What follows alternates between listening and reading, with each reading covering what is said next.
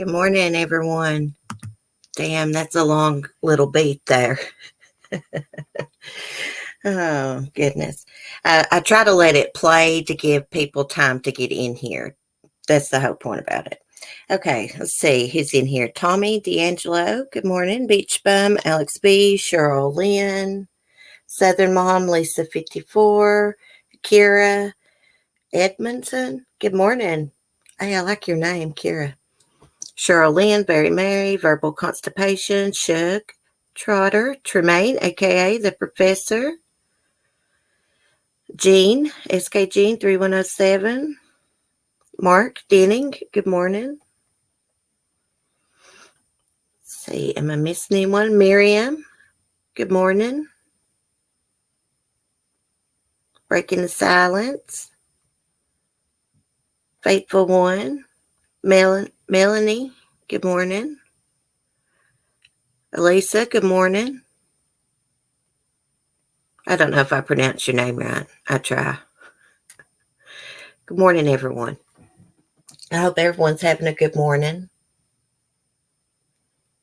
I was having a good morning, but I'm just going to be honest. The true crime gives me anxiety sometimes. It's all the kids' cases. That's what it is. It just takes my breath sometimes. Breaking the silence. I don't know if you saw my comment on your video, but I found the documentary Surviving Joe Exotic. I put the link in a community post. You may already know that, but I thought when I saw you, I'd tell you. Healthy bunch this morning. Yeah, we got a great bunch. We always got a great bunch in here. Everybody's awesome, respectful, cool people. Cool cat, says Carol Baskin would say. God, that woman drives me crazy. So, let me get my notebook here. We got several things to talk about. I guess we'll start off with the mother and daughter that was missing from Florida, Angela and Alexis Jolly. They took their dogs, left their cell phones behind, and just took off. Didn't tell anyone where they were going. They were supposed to be in, I think, this past Tuesday on a flight to Maine to go visit family.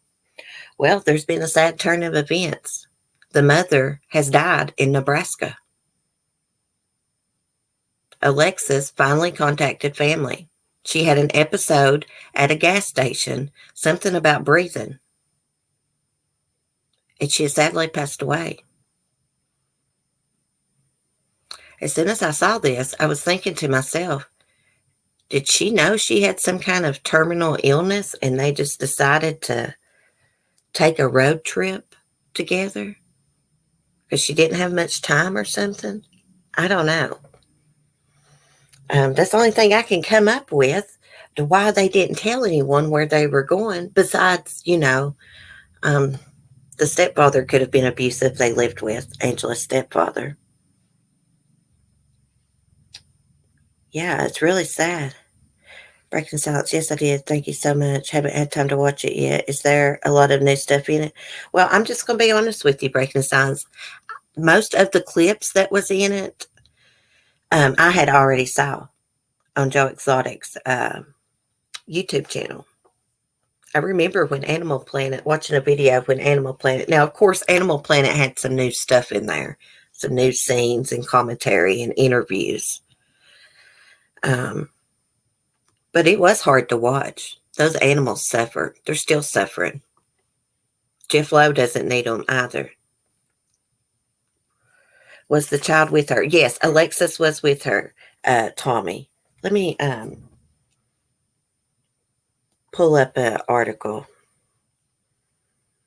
Let me get out of this one. I was reading about a little boy that just got into someone's methadone and died, overdosed and died.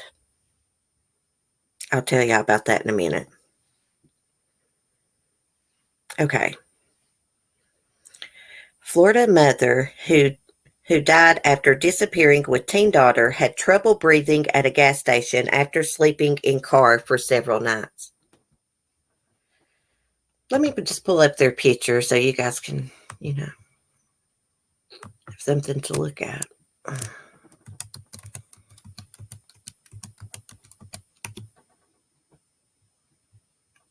Y'all hear something like making noise, squeaking around. It's my daggone rocking chair I'm sitting in. Okay. Let me get it pulled up and I'll screen share. This is sad. I just love to know why they took off like that.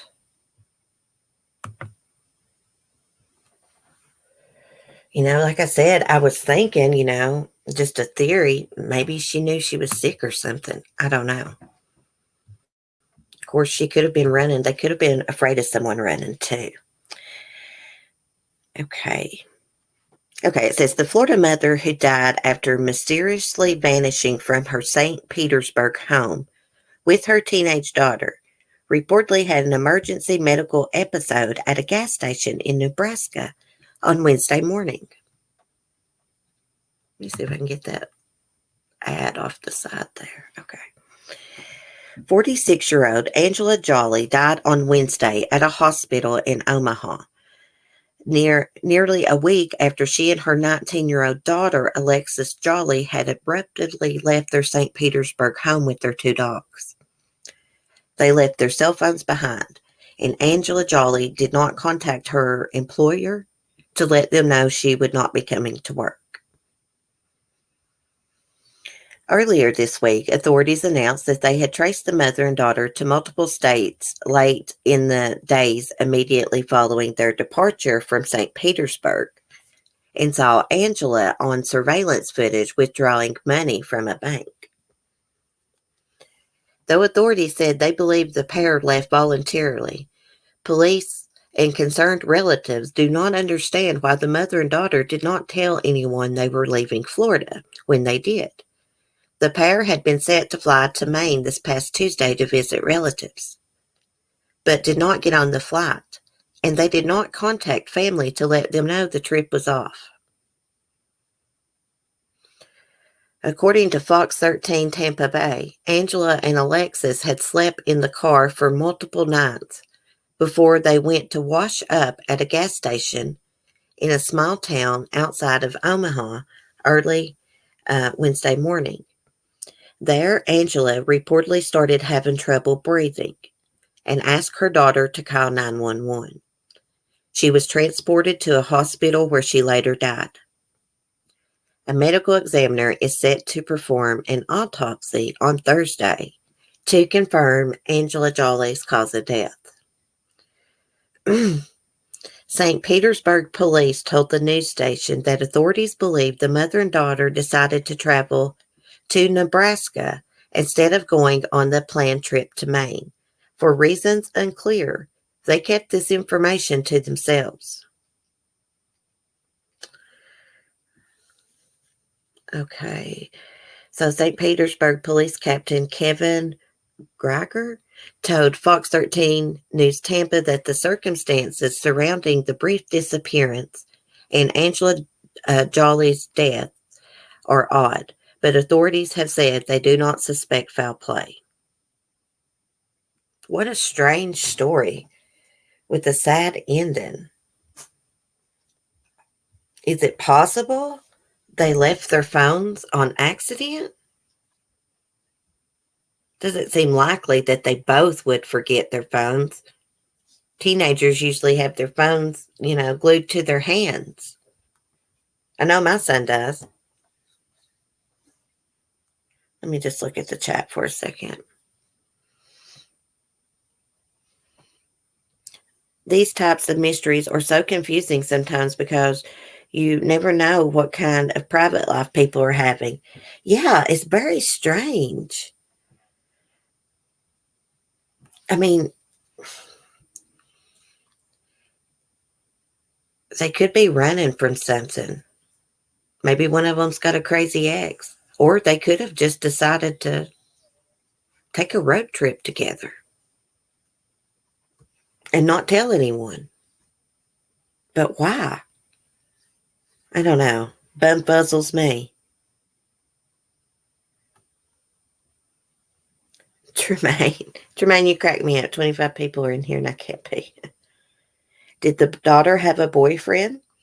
Good question, Verbal. It's not said anything about that.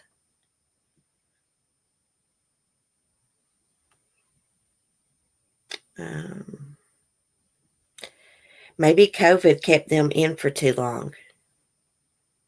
Very married. This is a mystery, yeah. Maybe the daughter will tell authorities what they were doing. Why they didn't tell anyone. I'm sure they're, going to ask her questions. Probably already have. Why did they decide to go to Nebraska? Excuse you, lady. Dog's over here hacking and coughing. Also, Layla Cabot, I think it's Layla, actually, Cabot. Her little boy was found wandering around the street in Florida. The mom was nowhere to be found. They finally identified the child. He's with family. But they had finally found her truck, and they found it in Hollywood, Florida. But she is nowhere to be found. I think something bad has happened to this young lady, unfortunately. Let me screen share.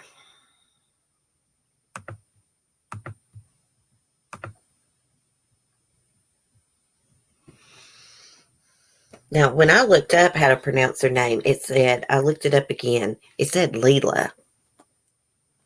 Sometimes that pronounced name is wrong, though. Is Jack's mom in here? Hey, hun. The coworker said the mom wore wigs, so maybe she was sick. Oh, yeah. Angela Jolly. Seems like I remember reading something that it said she didn't have her wig on in the surveillance video, where she was at the ATM. I was thinking this morning when I read that maybe she knew that she had some kind of terminal illness, didn't have long, and they decided to take a trip together. Maybe they didn't want their cell phones with them. Who knows at this point? Yeah, she could have forced the daughter along, too, Cece, go back up at what I said. Okay, Shook. Let me see if I can find it. Oh, the one you're talking about to Tremaine? Is that what you're talking about?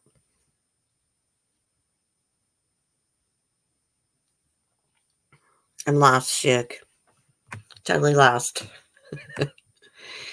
Okay, so it says, missing mom's truck found in Hollywood after taught son found wandering alone. Dad claims son pushes for custody. What? It says, the Georgia mom remains missing, but police are one step closer to possibly finding her after locating her truck in Hollywood, Florida. Police are looking for missing mom Leila Cabot, 21. Cabot's son, identified as Camden Cabot Arnold, was found outside and alone at an apartment complex in Miramar on Sunday morning.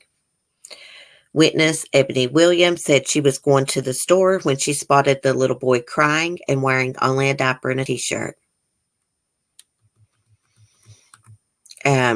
She did look around for his mom and, couldn't find anyone. So she called police. Thank God she found him. It says Williams contacted the police after knocking on doors and asking people if they knew where to find the boy's mother or caregiver.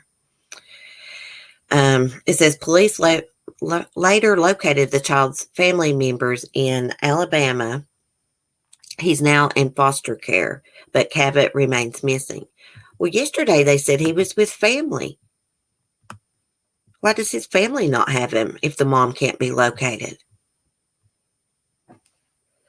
It says on Wednesday evening, the Hollywood police announced that Cavett white truck had been found in its jurisdiction. Cavett was not in the truck, but there may have been a possible sighting of her near Hollywood Boulevard on U.S. Route 441. Authorities have not confirmed when she was possibly seen. Oh my God. Oh my God. Surely she didn't abandon this little boy and take off. I hope she's safe. And thank God someone found little Camden. Thank God a predator didn't. Let's see. So I guess there's a picture of Leela and her sister. Okay, it says, meanwhile, a 35-year-old by the name of Daniel Lee West says that he is the biological father of Camden. He told the Miami Herald that he wants to get his son from foster care, but he was told he had to first establish paternity.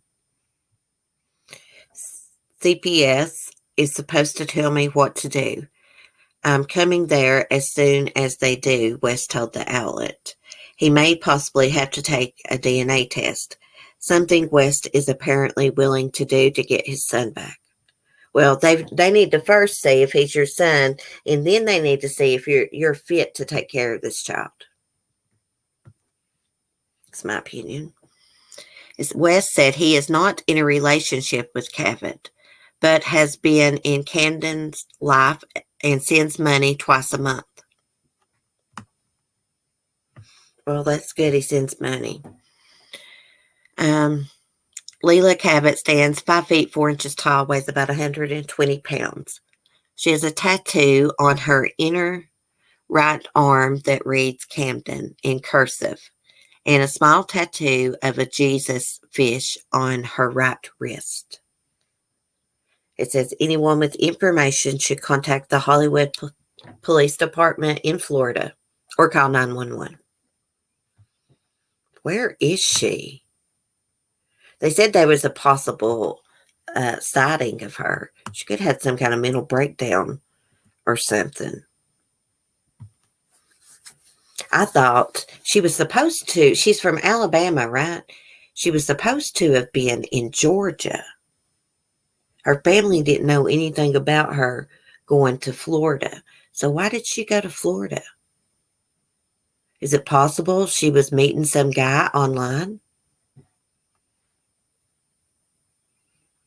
He says that he's in the child's life and sends money twice a month, Mary. At least he pays some child support. I mean, he must think the kid's his. There are some good guys in the world. Like my little brother's dad, my stepdad, he was a good stepdad. I never remember him saying anything hateful to me, ever. He treated me and my older brother just like he did my youngest brother. But seems like good people are hard to come by this day and time. Anyways, I hope they find out where she's at, and this Ebony Williams, I think her name's Ebony Williams, that found little Camden, she's a hero. Thank God she found him. She was his guardian angel that day. Because, I always say this, there's a lot of weirdos in Florida. I read about a lot of crazy crimes out of Florida. No offense to anyone that lives in Florida, but it's like, it's the truth. I mean, there's crazy stuff that happens everywhere. But it just seems like there's a lot that goes on down there in that state.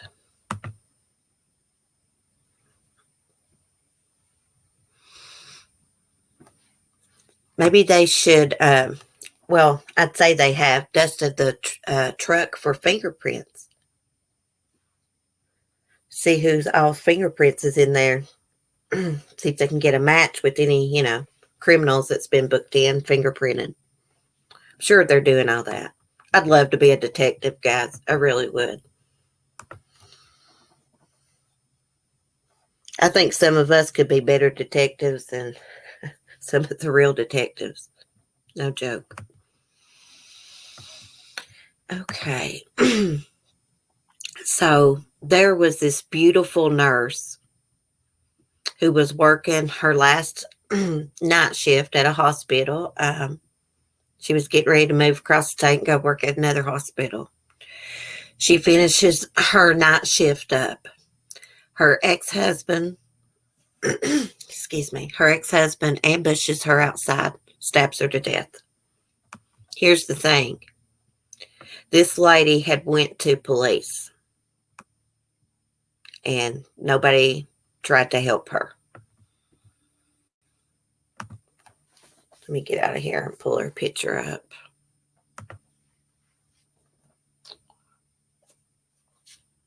I didn't write down her name. I'll have to find it. Let me totally exit out of this. I don't think I could do it because I could go bullshit. Well, yeah, I wouldn't make a good detective because, I'd get so emotionally involved and probably want to punch suspects and get in all kinds of trouble, especially child abusers, sex predators. I really hate sex predators with the passion. Hold on. Let me pull this up.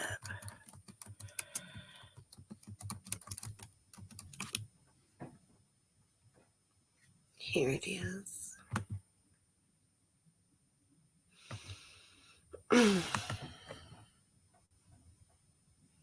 This is a beautiful woman, too. Let me give it a second to load up here.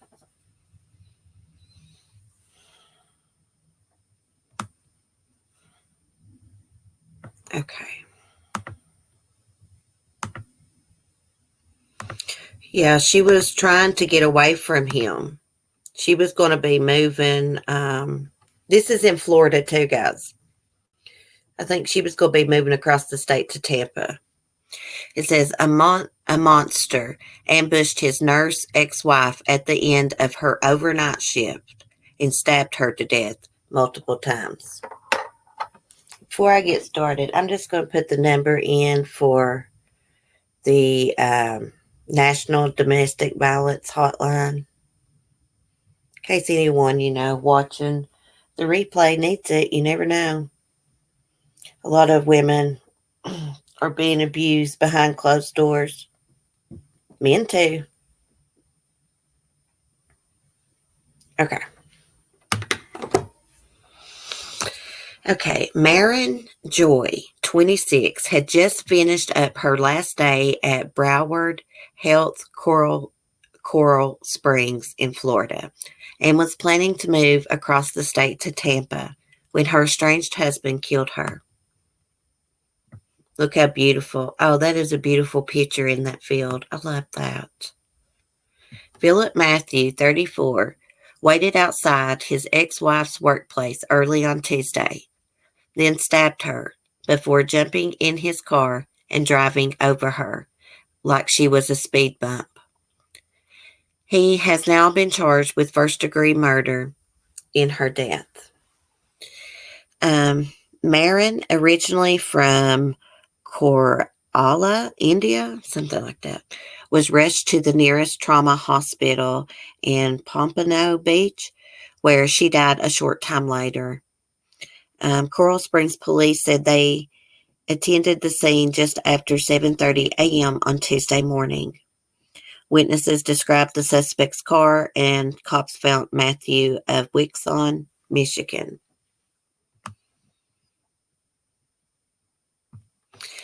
Police officer said the suspect had a self-inflicted knife wound and was transported to a hospital for treatment. Matthew appeared in court Wednesday with his arms bandaged and was formally charged with first-degree murder. He needs the death penalty.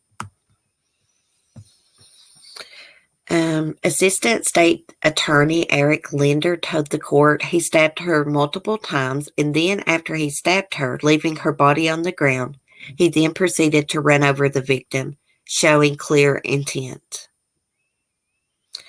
Matthew's attorney, Assistant Public Defender Walter Miller, argued the murder was a crime of passion and not premeditated. Oh, it was definitely premeditated. He was waiting for her to get off work. Your Honor, he drove to her location of her place of work and laid in wait for her to leave, he said. This was not a random encounter. Matthew is being jailed without bond and undergoing a mental health screening. He's a psycho. He was one of those control freaks that we always talk about on here. He lost control of her. He couldn't stand that. Plus, probably a narcissist. It's a coward. Booze Love, I had a stalker and didn't know till I hurt his feelings. I learned really quickly how to deal with a stalker. Yeah. Most people that's like unstable and stuff, they are fine. The nicest people in the world until you do something that they don't like. And then you see their true colors come out. Till you like go against them or something they said, you know. Mira Joy, was a beautiful woman. I would love to go to India. Okay, the victim's friend said Monday's overnight shift was her last day at the Coral Springs Hospital, as she was planning to relocate to Tampa to escape her partner and start a new life elsewhere. He wasn't about to let her go start a new life elsewhere. This was definitely premeditated. An unnamed friend said they watched the black car drive over her body on the ground like she was a speed bump, and her blood stained the parking lot until it was washed away. Gosh. The Coral Springs police said in a statement the incident is believed to be a part of a domestic dispute that was ongoing between the suspect and the victim. Okay, Matthew was located in Coral Springs at an area hotel where he sustained a self-inflicted wound and was transported to an area hospital for treatment. He was taken into custody within a few hours of the initial 911 call and is being charged with first-degree murder. Mira Joy had called the Coral Springs police on July 19th, worried about personal messages and photos Matthew was posting online. However, she was told Matthew had not committed a crime and advised her to contact her divorce lawyer. You mean they didn't advise her to come and get a protection order if she felt threatened? I mean, in my area, you can do that. If you got someone that is threatening you, you can go to the magistrate's office. You can tell the magistrate about it, write out a statement, you know, what they said to you, and they will issue an emergency protective order, an APO. Okay, it says the Sun Sentinel reported that Joy and Matthew married in 2006 and had a 2-year-old daughter. Oh my goodness. Coral Springs police said they responded to the home in 2018 when Matthew threatened to kill his wife and himself. It was reported that the couple visited India last December, and Marin left her daughter Nora with her mother for safekeeping. Thank God she did.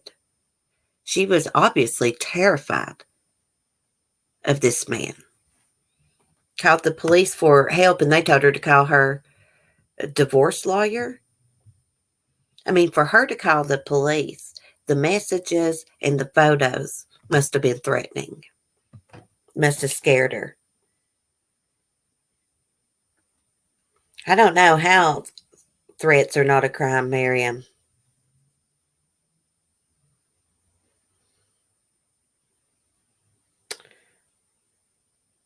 Sounds like he wasn't even living in the state. No, it said he was from where? Michigan or somewhere. Let me scroll up here. I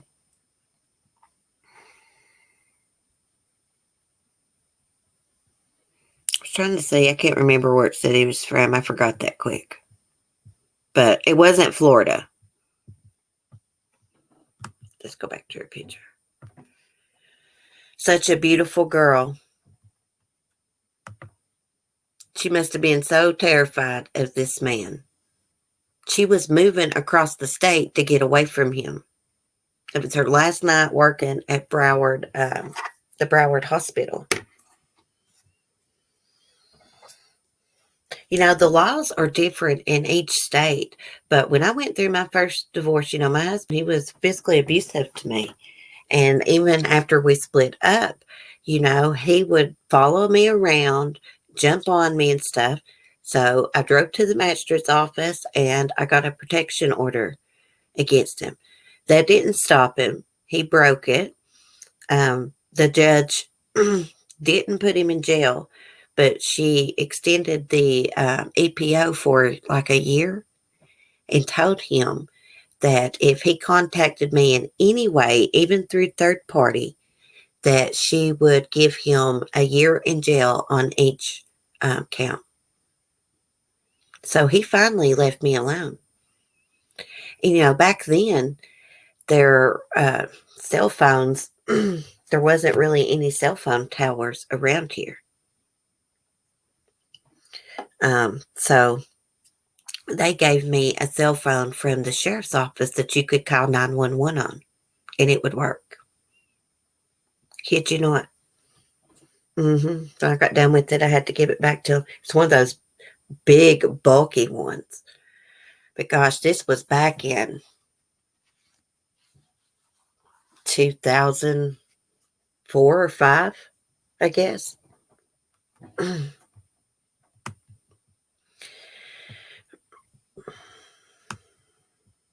Okay, let me get out of this for a sec.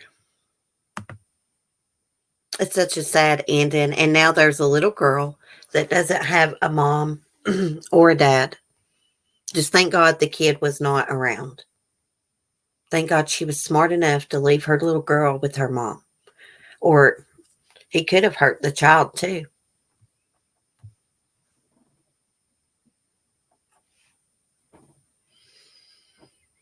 A man was just murdered by his live-in tenant in Connecticut. The man had just come to the police saying he was afraid of him and his machine. Oh, yes, Red Rum. I know what you're talking about. That guy got, he decapitated him, didn't he? With like a samurai sword. Gosh, my stomach's growling. Yeah, I saw that yesterday. It's crazy. It was like one of those big samurai swords. Yeah, I can pull that up. I can probably find that. People are freaking crazy, I'm telling you. Nuts.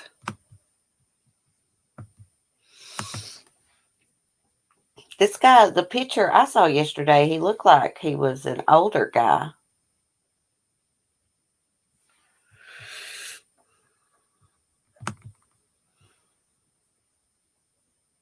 I see something about Gannon Stouch. Online memorial scheduled for slain Colorado boy as alleged killer stepmother undergoes mental evaluation. She's not his stepmother. I wish they'd quit saying that. We'll look at that in a second.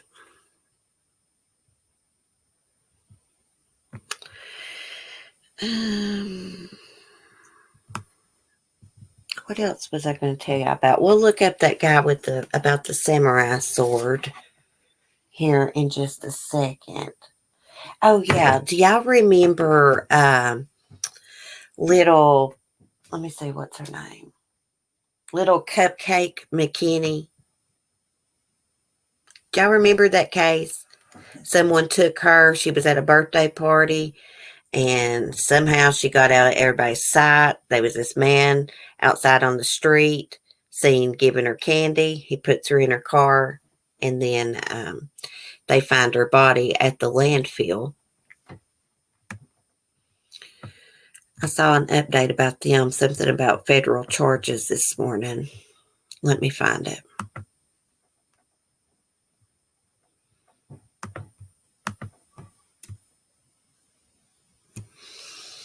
And actually, I think this guy's woman actually participated in killing little Cupcake. That's the name that she went by, Camille. Her first name's Camille, but her daddy called her Cupcake. I felt so bad for her dad and her mom. This was a sad case. We talked about her a lot back when this happened. I think it happened like last October. Yeah, so the suspects in Camille's murder, kidnapping case are facing federal charges. This happened in Alabama. A man and woman who have been charged with kidnapping and killing a 3-year-old Birmingham girl are now facing federal charges. Devon, I think it's how you say it, Stallworth, 40, and Derek Irish Brown, 29, have been indicted by a federal grand jury on kidnapping and conspiracy to kidnap a minor victim. 3-year-old Camille Cupcake McKinney was taken during a birthday party at the Tom Brown Village housing community in Birmingham. 10 days later, little Cupcake's body was found in a dumpster at an apartment in Center Point. Not long after Cupcake first went missing, Stallworth and Brown were identified as suspects in the case and arrested. They are currently facing kidnapping and murder charges in Jefferson County. The kidnapping of a child is one of a parent's biggest fear. First Assistant U.S. Attorney Lloyd C. Peebles said, despite their best efforts, federal, state, and local law enforcement were not able to bring the 3-year-old victim home to her family. However, we hope that today's charges will be a step towards bringing justice for her and her family. If it is proven that Cupcake's death resulted from the kidnapping charges from the federal indictment, Stallworth and Brown could face a minimum sentence of life in prison or the death penalty. They deserve the death penalty for what they done to this child. Now,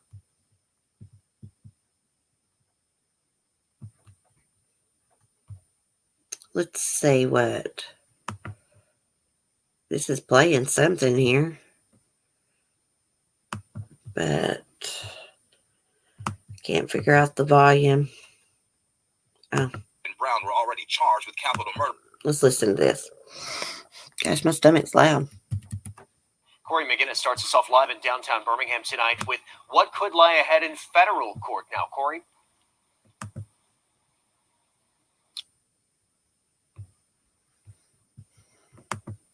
Stop screen sharing and see if it'll play.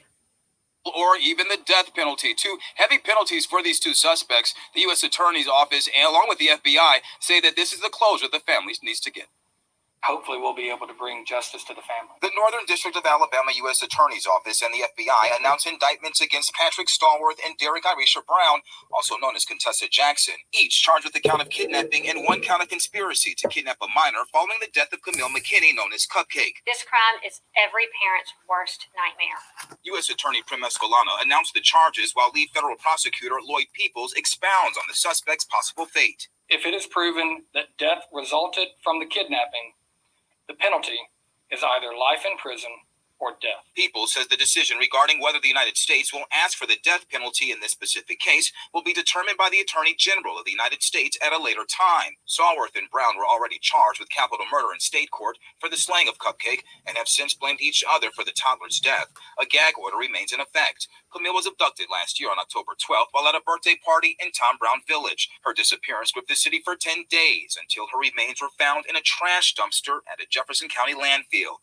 An autopsy conducted by the Jefferson County Coroner's Office showed Camille had died of asphyxiation by suffocation. The exam also turned up toxic levels of methamphetamine, indicating Camille had ingested the drugs and not just been exposed to them.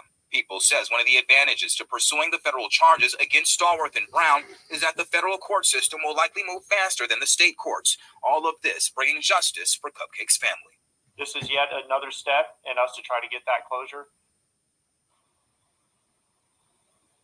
And I did reach out to Cupcake's family. I got the chance to speak with Sharon Thomas over the phone, and they did not want to speak on camera, and that's because this is an ongoing case. We're live in Birmingham tonight. Corey McGinnis, CBS 42 News, local coverage you can count on. All right, Corey.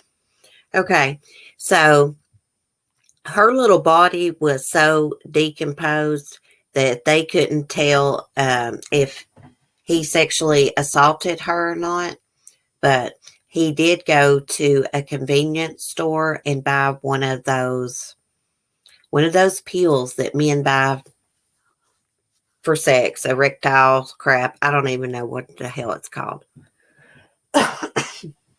I did read that this morning. And also, yeah, she did have drugs in her system. And one of the pills that she had in her system, trazodone, that guy actually had a prescription for. Patrick Stallworth. Yeah, he had a prescription for that. And now they're each blaming each other. Sickos. He also had like child porn on his cell phone. But he didn't have any videos of little Cupcake. That's what I say, Verbal. They both deserve the death penalty. What they did to that little precious baby. God bless her heart. Hey, Poppies. I didn't see you come in. Faithful and continued prayers for Cupcake's mom and family. Yes. I mean, they just like turned their back for a second at a birthday party. You know, something that's supposed to be fun, and here's this predator around. Speaking of predators, there is a guy that's HIV positive, a repeated sex offender, and he filmed himself having sex with an underage babysitter. And this guy is HIV positive. Todd Joseph. I think that's his name. Let's see if we can find this sicko. Can you believe this? I think he abused 2 different babysitters. And what is a convicted sex offender doing around children? He had like custody of his kids. What in the hell? Now he's exposed these girls and probably many other girls to HIV. Fucking sicko. There's no rehabilitation for these sickos. None whatsoever. Oh, let me find it. I just saw his ugly mug not long ago. Oh, I see that article Red Rum's talking about. Tenant decapitates landlord in rent dispute. We'll look at that in just a second. I want to find this sex offender. Okay, here he is.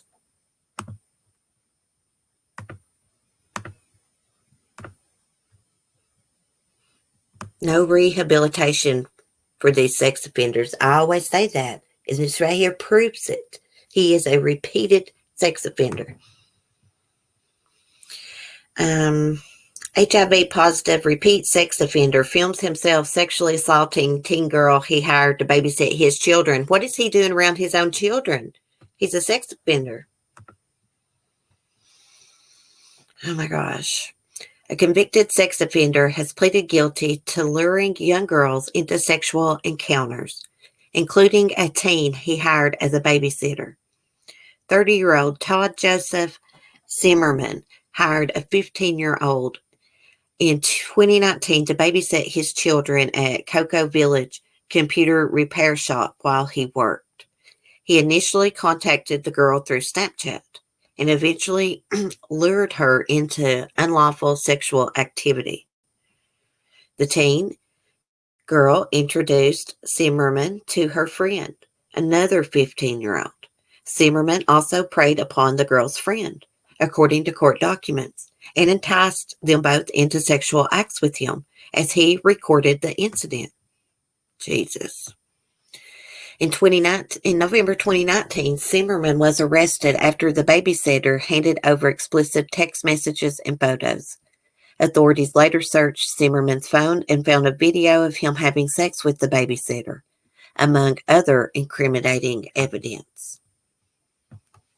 Zimmerman's arrest came after a 2013 incident in which he traveled to meet a child for unlawful sexual conduct after enticing the victim while using his computer. Part of his sentence required him to register as a sex offender. Zimmerman apparently wrote a letter to a judge while he was in jail for the 2013 incident, explaining that he was HIV positive. While incarcerated, I have found out that I am HIV positive, a horrible blow that has served to change my life. 6 months after completing his sentence for the 2013 incident, Zimmerman met the babysitter online and again began engaging in unlawful sexual conduct. In January 2020, Zimmerman pleaded guilty in connection with the 2019 incident. On Monday, U.S. District Judge Roy B. Dalton Jr. sentenced Zimmerman to 60 years in federal prison for exploiting both children. Yeah, he deserved a life sentence. He don't need to be paroled out either. While we cannot undo the damage of his horrible crimes, we can hope that this sentence helps with the healing process for his victims. Well, it might help some with the healing process, but, as a survivor of sexual abuse as a child, it sticks with you forever. It really affects your life. It really does. They need stiffer penalties for pedophiles. Yeah, they need to be castrated. But you know what? They're so sick that even if they were castrated, they'd probably find another way to molest and violate children. Sickos. What woman would be attracted to such a sicko? She's just as bad. I have no idea. Thank God she handed over those texts. Yeah. I'm wondering what made her tell on him. Wondering if her parents felt something on the phone or what happened with that. Here's that story, guys, about the little boy that they think he ingested methadone. They're going to have to do an autopsy. See, I guess. So cute. I think his name is Logan. 4-year-old boy dies after ingesting controlled substance. Stepdad arrested and released from jail. Okay. Yeah, the mother needs to be charged too, because they didn't take this kid to the hospital when it first happened. They waited till the next day. It says a 4-year-old California boy has passed away after authorities say he ingested a controlled substance while at his mother and stepfather's Maple Valley home. On July 23rd, Logan Pittman was rushed to St. Mary's Medical Center after he was found unresponsive inside an apartment off of Laguna and Kiowa Roads at around 10:45 a.m. Authorities responded to the call from the hospital. Logan had passed away in the emergency room.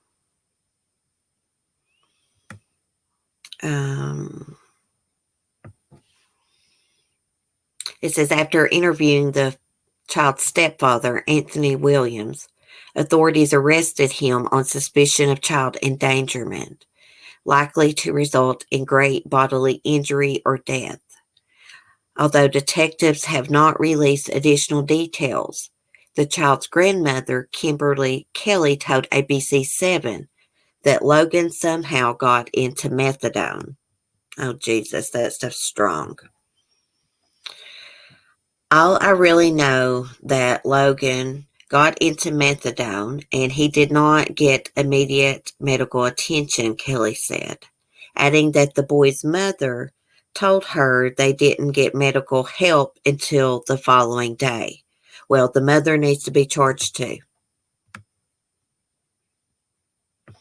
Kelly said that her son and the boy's father, Chad, who was too upset to participate in an interview with ABC7, shared custody of Logan with the child's mother. Logan's mother has not been arrested at this time. And it says they once tried to go to court and get custody in 2017, and they weren't even allowed a judge, just a mediator. Gosh, my stomach's growling. I don't know if y'all can hear that. It's loud. It says now they're feeling that they should have pressed a lot harder, and maybe the situation would have been different. It says Williams posted bail and was released from jail on July 25th. He shouldn't even had a bond, shouldn't be released. And the mother should definitely be charged. She was responsible for him. Beautiful little boy. Look how cute he is. He is so stinking cute. Beautiful eyes. No, some people don't deserve to have children. They should never be parents, Mandy. I agree. I totally agree with you. I was trying to look on the side to find that one article, but I'll have to go back. I hope they eventually charge this mother, because she should have took him to the hospital. She should have dialed 911 as soon as they realized that he had ingested something like that. And another thing, methadone's supposed to be locked in a damn safe if you get take-homes.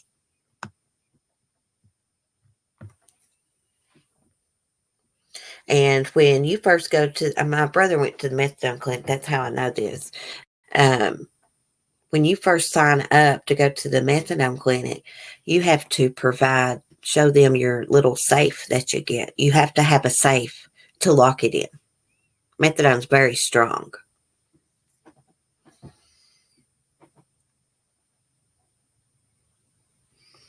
So it looks like they had methadone. They was going to the methadone clinic. Someone had a drug problem. Although I do think they give methadone sometimes for pain. It's mostly used for addicts.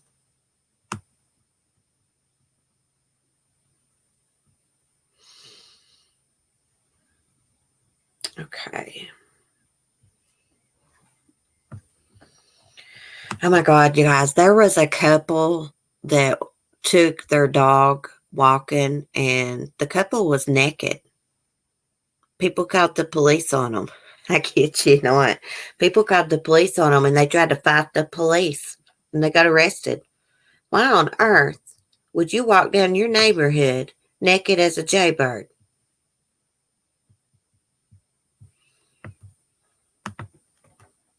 People are freaking nuts.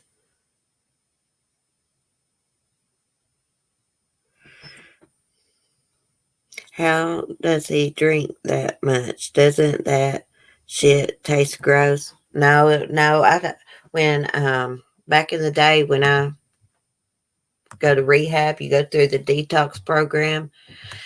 When you get there, they give you methadone. No, it really don't taste that bad.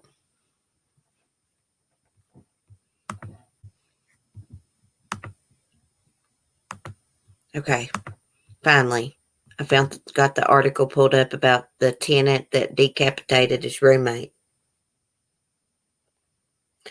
Most people that I know that take methadone don't use it right, and they get really messed up on it. Um, I mean, as someone that's been through it, I would suggest if you have a drug problem, you're going to get on a treatment program to do Suboxone, not methadone. There's been a lot of people that's died from methadone overdose and stuff. I wouldn't walk naked the way I look today, maybe 20 years ago. I would tell me I wouldn't walk naked at all, even if I had like a body out of a magazine. I don't know. See, the kid is looking for candy. Yeah. The little boy probably in his mind thought it was like Kool-Aid or something, but methadone's supposed to be locked up in a safe. Yeah, if you get take homes. That's like a requirement. You have to have a safe. You have to buy like one of the little small safes. Yeah. So here's this guy. Tenant decapitates landlord in rent dispute. This is in Connecticut. Connecticut man accused of beheading his landlord with a samurai sword over the weekend has refused to speak to police or in court and claimed to be a sovereign citizen, not subject to U.S. or state laws. I think I pronounced that right. Sovereign. Victor King, a 64-year-old champion bridge player, was found badly slashed and covered by a sheet in his West Hartford Asylum Hill home on Sunday, a day after he went to police to say his tenant had been threatening him over the rent and waving a sword at him. Jerry David Thompson, 42, was arrested Sunday evening and charged with murder. He was arraigned on Tuesday, ordered held in lieu of $2 million bail. Police went to King's home Sunday afternoon after friends said they had not been able to reach him. Police and firefighters forced their way into the house and found copious amounts of blood and King dead on the kitchen floor. Detectives quickly zeroed in on Thompson, who had moved into a spare room in King's home within the last year as a suspect. They found him in a car in the North End Park about 6 hours later, at which time he refused to speak. At some point, he wrote a note to detectives that said, "Paper and glove compartment in Jeep is all you need." Investigators checked the glove compartment and found paperwork suggesting that Thompson believed he was a so-called sovereign citizen. People who believe they are not subject to the laws of the United States. Yes, you are, buddy. You live in the United States, you got to obey the laws. That's the way it is. According to the warrant for his arrest, detectives believe King and Thompson had been arguing over Thompson's not paying his rent, and Thompson threatened his landlord with a samurai sword. The threats prompted King to go to police on Saturday. Investigators believe that at some point, Thompson used the samurai sword to cause severe trauma to the victim's arms, chest, shoulder, and neck. It was pretty brutal, Jim Banks, King's cousin, told the court.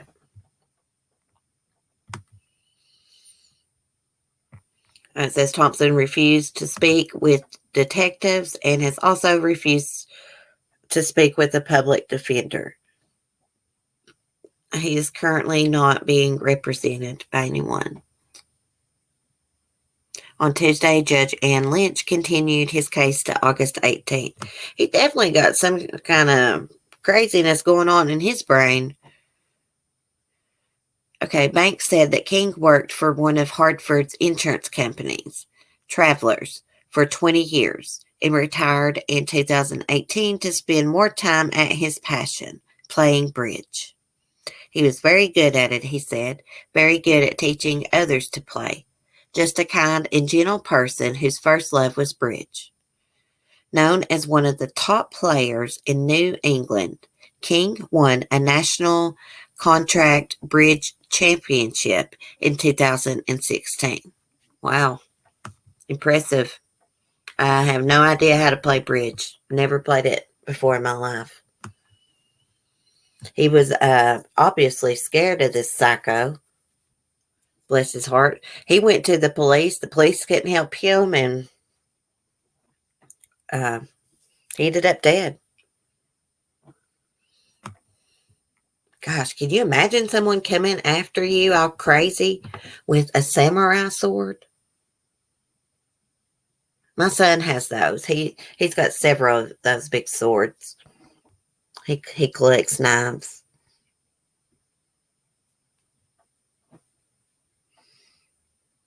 He's going to find out about those American prisons.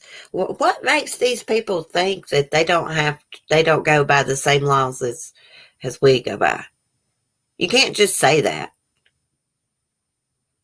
You can't just say, hey, I'm not subject to U.S. laws, even though I live here, benefit from the freedoms of this country. I'm not going to obey your laws. Come on, that is so dumb. Yeah, good God. Yeah, Lisa, I agree. Good God. So sad. See, the police probably should have done something, of course, but I was thinking where he was a tenant there, they probably just couldn't make him leave. But you think they would have, arrested him when this guy said, hey, he was threatening him, waving a sword at him? You think they would have done something. I know when you rent from somewhere, the tenant just can't throw you out just like that. They can't just say get out and you have to automatically leave. You gotta go through the proper channels. You gotta evict them and all that. But when someone's being threatened and someone's waving a samurai sword, cops should have done something. The case we talked about earlier, the nurse, Mira Joy, I think that's her name. She was ambushed. She went to the cops. She called the cops for help too, just like this gentleman did. Nothing.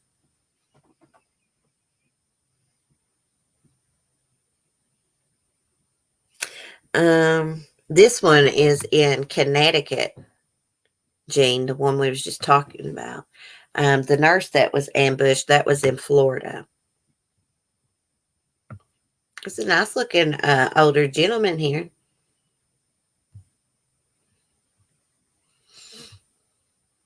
I mean, that'd be a scary situation here. You're renting some room to this guy, and he starts acting crazy, threatening you with the samurai sword.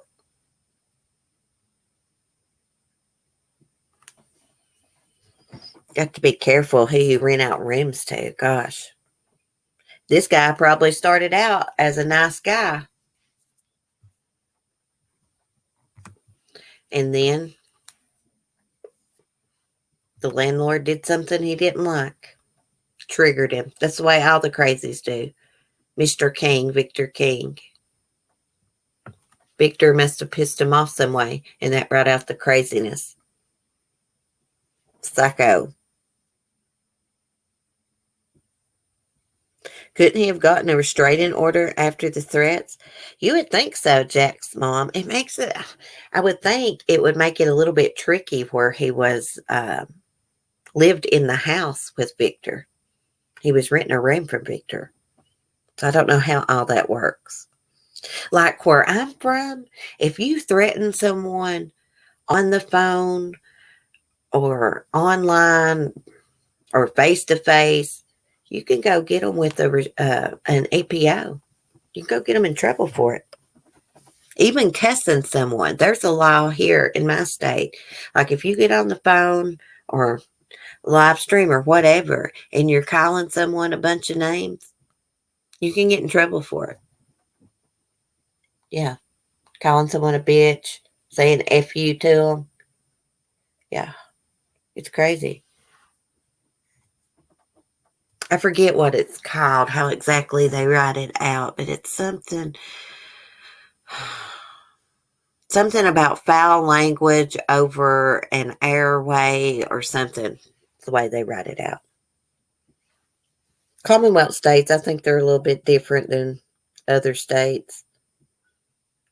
It's crazy around here. You could go up to the magistrate's office right now and say, so-and-so hit me, not have a bit of proof about it, and they would let you swear out a warrant on them. That's bullcrap. Then someone has to go be arrested and bail out of jail, and someone could be lying on them. You know, it's just ridiculous.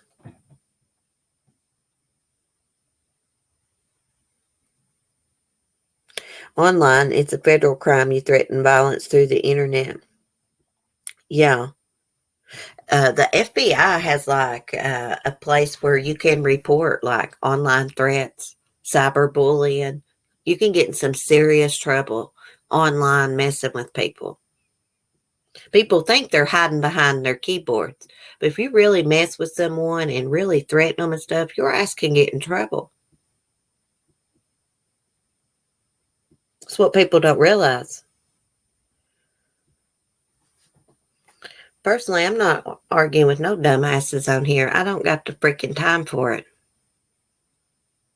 You know, I find that ghosting people is the best route to go. Really. That's how I deal with things.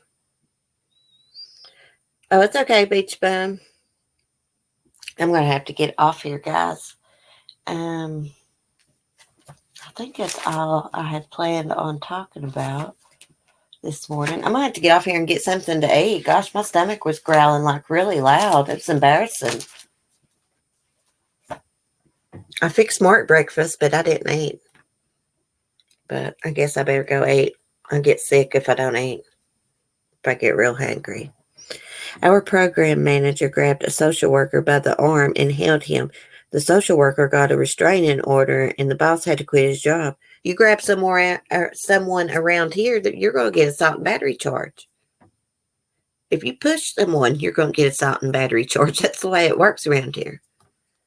I think it's bullcrap that you can just go up to the magistrate's office and say, hey, so-and-so just hit me. You don't even have to have a mark on you. You just write out a statement of what happened, and the magistrate will issue a warrant, and the police will go pick them up. Then they got to go in front of the magistrate and see if they got a bond or not. Whether they did it or not, they'll be arrested. That's bullcrap. I think they have gotten a little bit stricter with it up at the magistrate's office because people was abusing it. They'll get mad at someone, go up there and lie on them. People around here like, you know, so-and-so cussed me out on the phone, so I'm going to go take a warrant. I swear. Freaking nuts.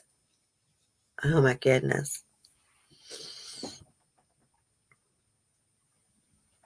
Sorry, guys, I have to go. My mother's selling her car. She has questions about the title of her car. Everyone take care. Have a good day, Light Feather.